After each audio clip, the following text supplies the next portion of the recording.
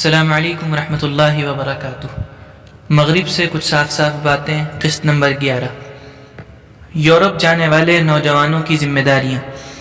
میرے عزیزو، 7 سمندر پار سے میں آپ کو تہہ دل سے مبارکباد اور سلام پیش کرتا ہوں، وہ سلام جو میرے خلوص اور اسلامی جذبات کا آئینہ دار ہے۔ میرے نزدیک یورپ اور امریکہ کے لیے آپ کا یہ سفر یا مغربی تہذیب کے کسی بھی گہوارہ علم، ثقافتی، تہذیبی یا صنعتی سرگرمیوں کے مرکز میں جس نے آپ دنیا کو متاثر کیا ہے، ان میں سے کسی بھی جگہ آپ کا وجود اور قیام کوئی اضطراری یا اتفاقی واقعہ نہیں ہے جو بغیر رضا و رغبت کے پیش آ جایا کرتا ہے، اور نہ کوئی ایسا المیہ ہے جو دلاسے کا مستحق ہو۔ میرے نزدیک آپ کا یہ سفر، خواہ وہ چند دن کے لیے ہو یا اس کی حیثیت مستقل ہجرت کی ہو، خواہ اس کے اسباب و محرکات کچھ بھی رہے ہوں، بہرحال اللہ کی طرف سے ایک ایسا موقع، ایک ایسا عطیہ اور عنایت ہے جس سے اسلام اور مسلمان اپنی طویل تاریخ میں بار بار سرفراز ہوتے رہے ہیں۔ یہ سفر آپ کی شخصی زندگی کے لیے بھی باعث سعادت ہے، اور اس جدید ماحول اور معاشرے کے لیے بھی جس کی آج دنیا میں حکمرانی ہے، یعنی مغربی معاشرہ جس میں روس اور امریکہ دونوں شامل ہیں۔ یہ ایک ایسا موقع ہے جس میں آپ کے اندر اسلام پر اعتماد و یقین، قرآن مجید پر ایمان کامل، انبیاء علیہم السلام کی دعوت اور خاتم الرسول صلی اللہ علیہ وسلم کی تعلیمات پر مکمل اعتماد پیدا ہوگا، اس لیے کہ رسول اللہ صلی اللہ علیہ وسلم کی دعوت و نبوت، آپ کی پاکیزہ تعلیمات جو رہتی دنیا تک رہنے والی ہے، آج بھی اپنے اندر مقبول عام ہونے اور نقش دوام بننے کی پوری صلاحیت رکھتی ہیں۔ آپ اس وقت یورپ کی اس نئی روشنی کے سامنے ہیں جس نے یورپ کے سماج میں جمود و تعطل کی طویل دوا اور تقلید و تکرار کے مسلسل عمل کے بعد عالم انکار میں ایک نیا تجرب، ایک نئی فکر و فلسفے میں ایک نیا رجحان بلکہ انقلاب پیدا کیا ہے، اور اس میں زندگی کی ایک نئی لہر پیدا کر دی ہے۔ مغرب کا نظریہ زندگی۔ اسلام کے نونہالوں سب سے اہم پہلو جو صرف آپ سے متعلق ہے یہ ہے کہ نئی تہذیب کے داعیوں کا خیال بلکہ دعویٰ ہے کہ متمدن انسانی سماج ایمان و عقیدے کے توہمات، اخلاقی اقدار اور مذاہب کی تعلیم اور آسمانی رسالت سے ہٹ کر بھی قائم ہو سکتا ہے، بلکہ اس کو قائم ہونا چاہیے۔ اس کی بنیاد علم و سائنس، تنظیم، صنعت و حرفت، معاشی اور سیاسی استحکام اور اس کی سوجھ بوجھ، قومیت، وطنی عصبیت اور دستوری و جمہوری معاہدوں پر اٹھنی چاہیے، اور یہ کہ سماج کی ترقی اور نشو و نما صرف ان جدید وسائل و آلات سے وابستہ ہے جو ہمارے علوم طبعی یعنی فزکس اور کیمسٹری وغیرہ نے پیدا کیے ہیں۔ سماج کی کامیابی اور انسان کی فلاح و بہبود اس میں ہے کہ وہ اپنے نفسیاتی خواہشات کی تکمیل کے لیے کائنات اور فطرت کی تسخیر کرے۔ کائناتی علوم ہی سرمایہ نجات ہیں۔ ماضی میں انسان کی ناکامی کا سبب یہ تھا کہ تعارف اور تبادلہ افکار کی راہیں آسان نہ تھیں اور دنیا مختلف حصوں میں بٹی ہوئی تھی۔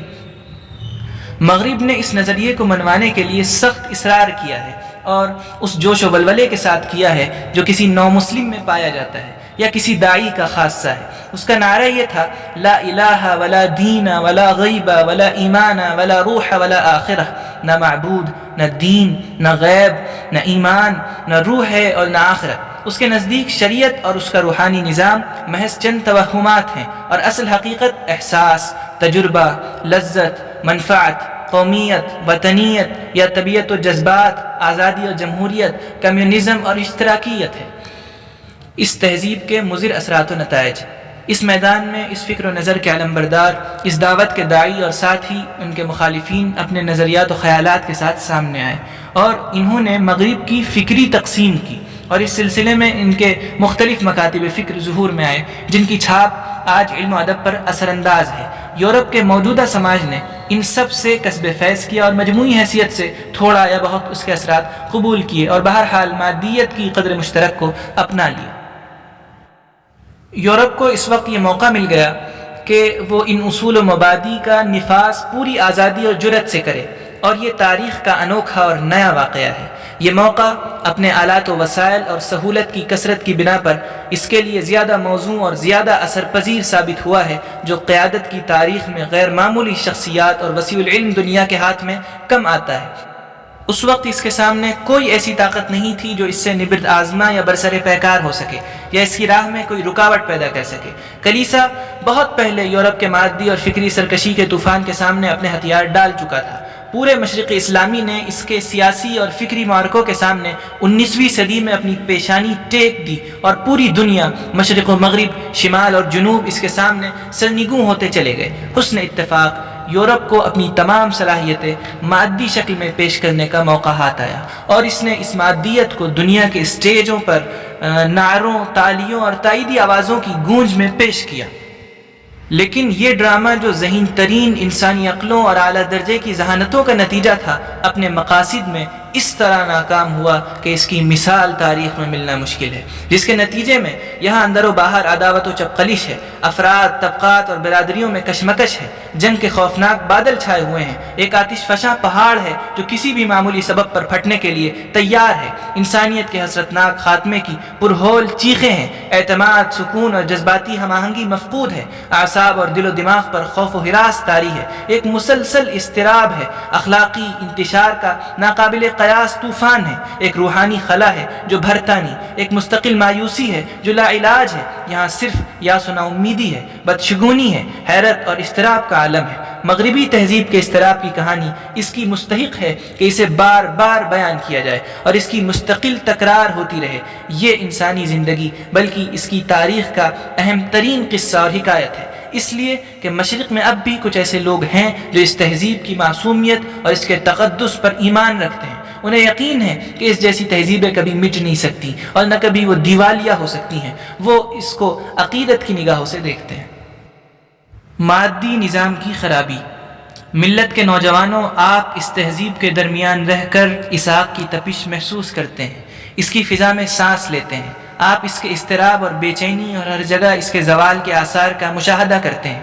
آپ اس کا مشاہدہ یہاں کے سیاستدانوں کے اخلاق، ان کی سیرت و کردار میں کرتے ہیں، ان کے دلوں میں انسانی جذبات کی قدر و قیمت کے زوال، معاشرے میں انسانی اقدار اور اس کی بے قیمتی، مروت و شرافت کی توہین، اخلاقی اقدار کے انحطاط اور سماج میں مفاسد و جرائم کی کثرت کی شکل میں کرتے ہیں۔ آپ اس کا مشاہدہ سیاست و فکر کے ان قائدین میں کرتے ہیں جو انسانیت کے پیغام کو سمجھنے یا اس کو دوسروں تک پہنچانے میں معذور اور معطل ہیں۔ وہ اس روح سے جو معاشرے کو زندگی عطا کرے، قوم کی مقصد کی طرف رہنمائی کرے اور اس کے یکجا ہونے میں مدد کرے، عاجز ہیں، معذور ہیں۔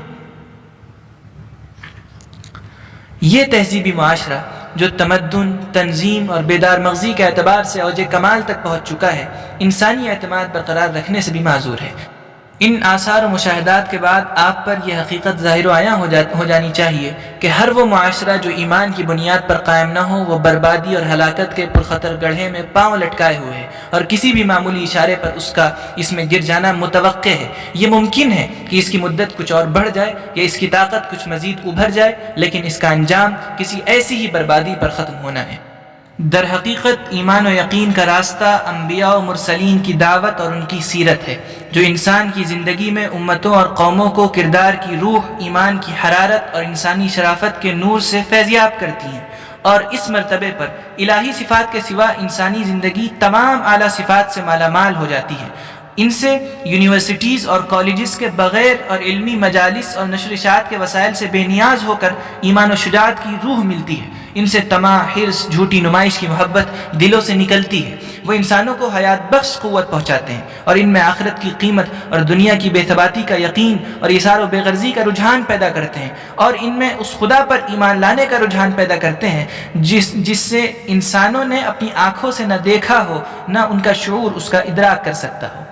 اور اس طرح اللہ کے لیے فنا ہو جانے کے جذبات کو جلا دیتے ہیں۔ سیرت اور تاریخ کی کتابیں آج بھی ان کی روح پرور حالات بیان کرتی ہیں۔ اگر یہ حالات و حقائق حد تواتر تک نہ ہوتے تو شاید بہت جلد لوگ اسے تکذیب پر آمادہ ہو جاتے۔ یہ انسانیت کا وہ طبقہ ہے جس نے تہذیب کے رہے سہے سرمایہ کی حفاظت کی ہے۔ انہوں نے معاشرے کو بار بار حیوانیت، انارکی اور منمانی زندگی سے بچایا ہے۔ انہوں نے انسانیت کی ڈوبتی ہوئی کشتی کو اس کی زندگی کے آخری لمحات میں موت کے منہ سے نکالا ہے، جس پر وہ تہذیبی سرمایہ امانت تھا جو ہزاروں سال کی کوشش سے وجود میں آیا تھا۔ انہوں نے اخلاقی اقدار اور صالح تصورات کو ہمیشہ ضائع ہونے سے بچایا ہے، اور اس طرح انسانی نسلوں کی مدت میں اضافہ ہوتا رہا ہے۔ ان تمام کوششوں میں ان کا گہرا خلوص، زندگی کی بقا، اس کی صحیح رہنمائی اور نجات انسانی کے جذبات شامل رہے ہیں۔ اب اس مضمون کے اختتام کے ساتھ یہ ویڈیو بھی ختم ہوتی ہے۔ اگر آپ بھی اس کتابی سفر میں ہمارے شریک رہنا چاہتے ہیں تو سبسکرائب کریے اس چینل کو اور بیل آئیکن کا بٹن ضرور دبائیں۔ جزاک اللہ خیر۔